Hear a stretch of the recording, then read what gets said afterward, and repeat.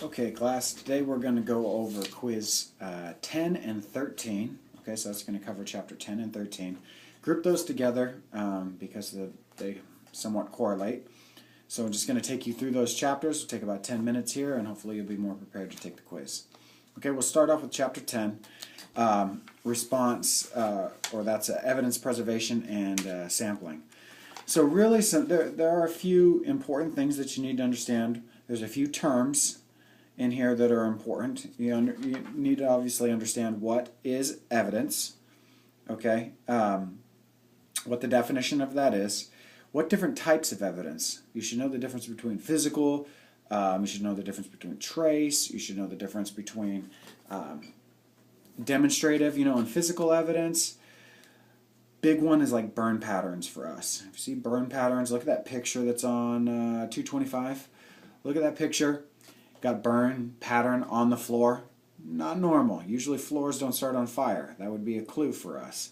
They usually don't run in a line down the hallway, right? So that would be a piece of physical evidence that would lead us to suspect arson.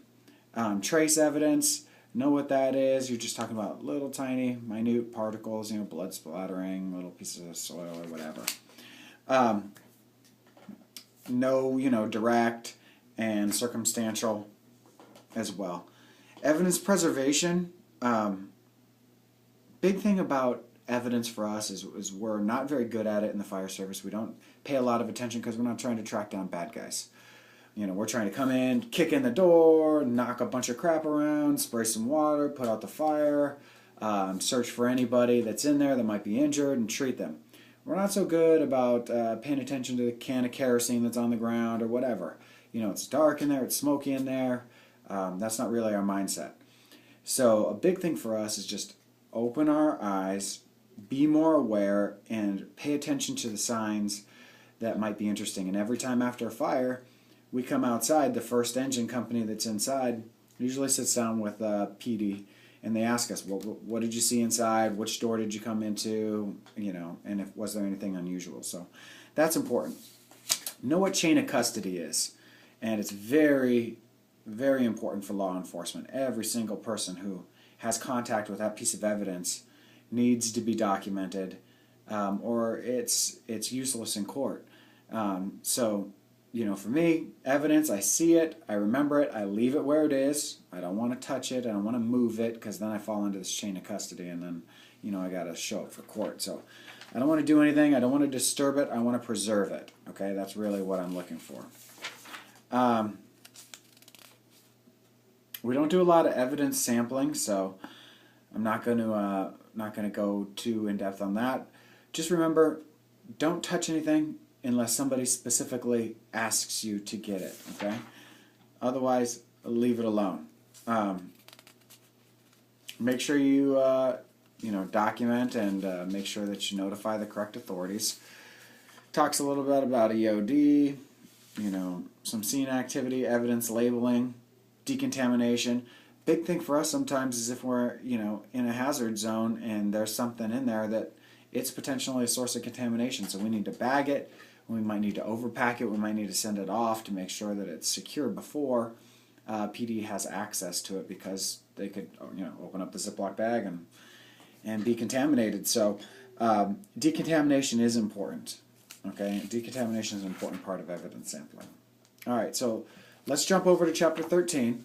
Okay, mission specific response to illicit laboratories. So big time for us when we think about illicit laboratories in this state particularly, we're thinking about methamphetamine.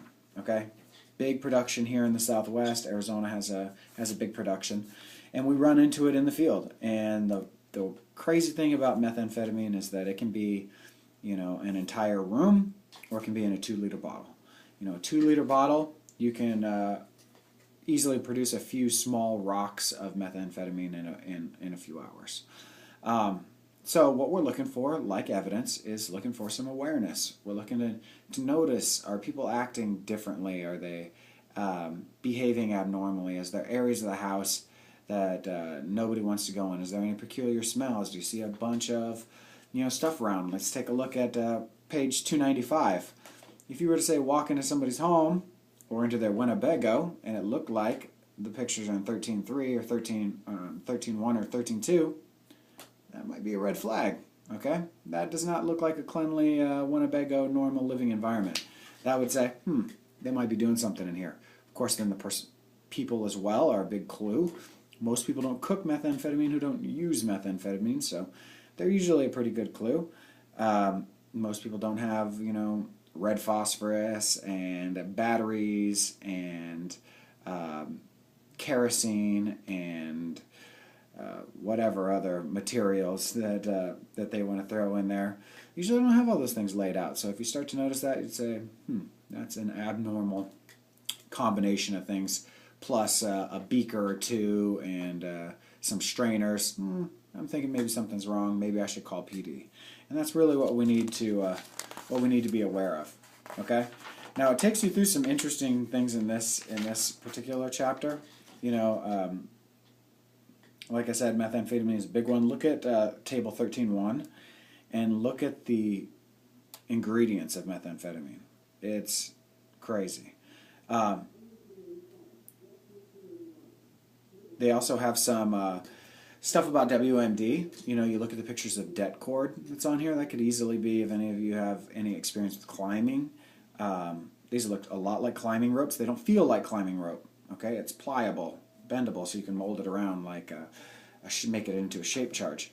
But it looks like climbing rope. It looks like maybe something that wouldn't be that abnormal. But then you start getting into maybe some different things that would be very abnormal that we would notice. Like, for example, if you see some claymores outside of somebody's house, that would be a symbol that something is going on around here. If you notice that people have, cameras everywhere, that everything is windowed and barred off, The book talks about a lot of really generalizations. In real life, you don't walk up to somebody's house who happens to have a security door and security cameras and think, I'm going into a drug house. But it's just one other thing that you pay attention, you notice, and then you go in, you look for, one sign, 2, 3, 4, 5 signs, and then you think, okay, well, maybe there's something going on. Maybe we need to do a little more investigation. So if you understand, this chapter is very short, response to illicit laboratories. Know about methamphetamine. Know about PPE, how you would protect yourself. Okay, what your hazards are. What would maybe be some signs that there would be an illicit laboratory. And you guys should be fine on the quiz. Remember, the quiz is 15 questions, but it covers both chapters. So like 7 questions of one, 8 of the other, so on. Okay, so good luck with that. We'll see you soon.